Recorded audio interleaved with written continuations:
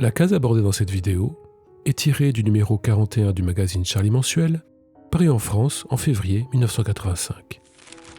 Il provient de la série d'aventures Harry Dickson, écrite par Christian van der Heghe et dessinée par Pascal Zanon. Charlie Mensuel a été créé en février 1969 en s'inspirant très ouvertement du magazine italien Linus. Sa ligne éditoriale, au moins à ses débuts, lui est très similaire.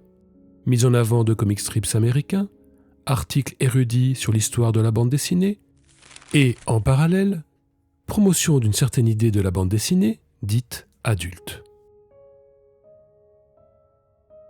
Cette première version du magazine prendra fin au numéro 152 en septembre 1981.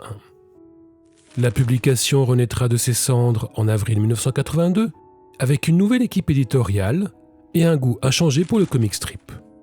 Nous retrouvons, dès le premier numéro, Snoopy, Popeye ou Handicap. Au fil du temps, le magazine se modernise, met de côté les comic strips et généralise la publication de bandes d'aventure, d'espionnage ou de policiers.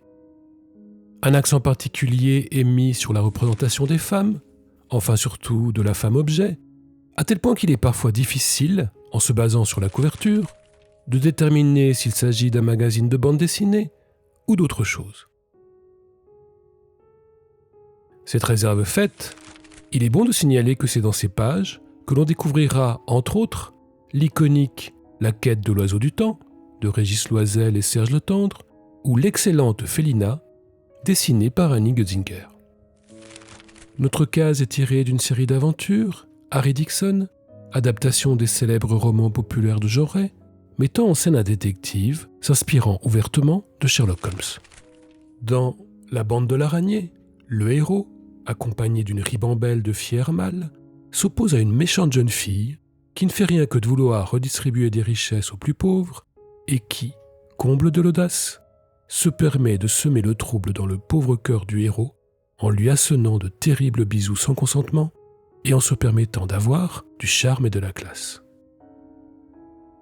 Le dessinateur, Pascal Zanon, a travaillé sur la série pendant près de 20 ans avant de céder sa place pour des raisons de santé. On trouve peu d'informations sur son début de carrière. Tout juste apprend-on qu'il était illustrateur pour une revue répondant au nom de Europe Magazine, où il aurait également publié une série appelée Petite Nem. En fouillant plus loin, on trouve un vibrant hommage signé Robert Steukers, un auteur connu des milieux nationalistes belges. C'est dans cet hommage que l'on apprend que Europe Magazine était une publication dirigée par Émile Le Cerf. Ce nom permet de mieux comprendre le titre de la série Petite Nem, puisque le Nem n'était rien d'autre que l'abréviation du nom complet du journal, Nouvelle Europe Magazine, ainsi qu'un réseau d'action et de propagande politique proche des milieux intégristes catholiques. Aller plus loin dans ses recherches demanderait de se plonger dans des sujets qui nous éloignent de la bande dessinée de kiosque et, accessoirement, me dirigerait vers des librairies spécialisées que je goûte peu. Bref, vous ne saurez pas, et moi non plus, à quoi ressemblait la Petite Nem. Quelles que soient les opinions du dessinateur, il n'en reste pas moins qu'il livre, au fil de ce premier épisode, des cases d'une tenue esthétique exemplaire. Adepte assumé de la ligne claire, son admiration pour Hergé ou Jacobs est palpable à chaque page.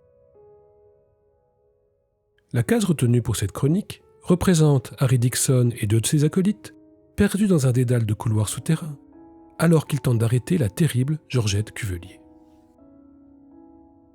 La composition, une perspective centrale marquée, crée une profondeur et une dynamique théâtrale. La lumière, clair-obscur en contre-jour, découpe des silhouettes noires sur un halo orangé.